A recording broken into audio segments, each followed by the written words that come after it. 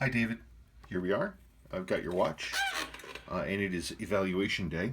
Um, I didn't have an evaluation day last week. I keep saying this, and people are probably sick of hearing it, but didn't have an evaluation day last week, and my evaluation days have been kind of haphazard because my wife just gave birth to our third child, and so things are funky. We're just busy people.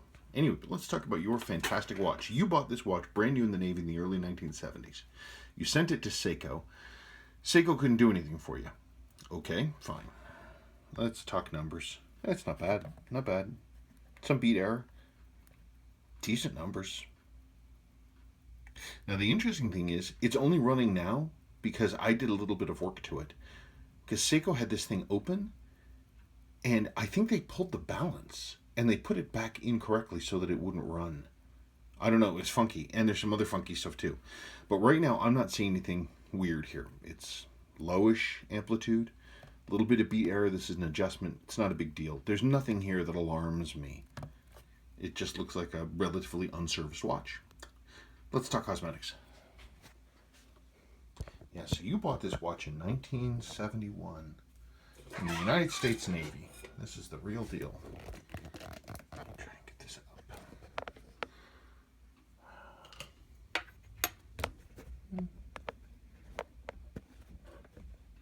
Sorry for the adjustments. Okay. Here's your watch. Now, this thing had some funk going on. It wasn't running when it got here because the balance had been dropped in incorrectly. The balance had been put in so that it just was bonking. It was out of sync with the pallet fork. Whoever was in here, I don't know if you can see this.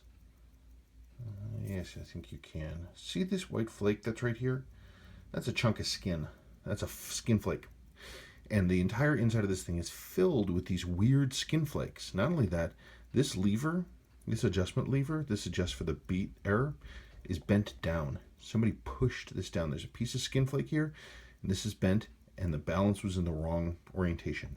Now, skin flakes, obviously, I'm not wearing any protection on my hands. I'm not wearing finger cots or anything. Normally, whenever I work on a watch, I'm wearing finger cots. I wear these little things on my fingers. I'm not wearing them now because this watch is going to be serviced later, and so it's not something I'm going to work about.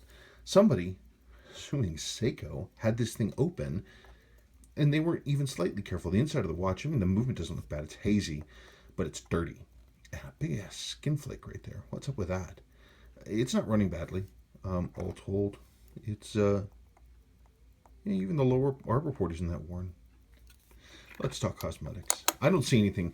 The only thing I'm worried about is that lever, but that it doesn't seem to be interfering with how the thing is running. It doesn't seem to be pulling the mainspring, the hairspring off of center. So I'm assuming that that's not going to present a problem for us. And a nice watch. Original, completely original. A little patina on the hand loom. Look at the sweep. Look at the pink. Not a bit of damage to the dial. Chapter marks are all good. Loom is white from side to side. Original insert.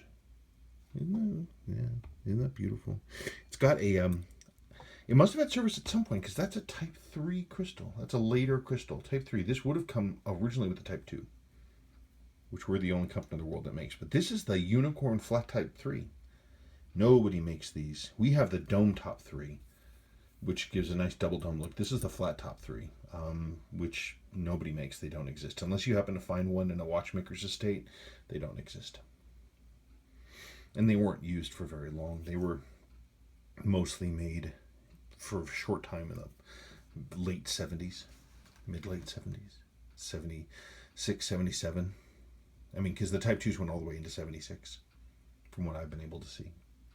That's a nice watch. I don't think it needs anything but the usual crystal service seals, case rebuild. And I'm not even sure that it needs the lower mainspring arbor port repair. That looks pretty tight to me. I wouldn't touch it. Nice watch. Thank you for sending it in.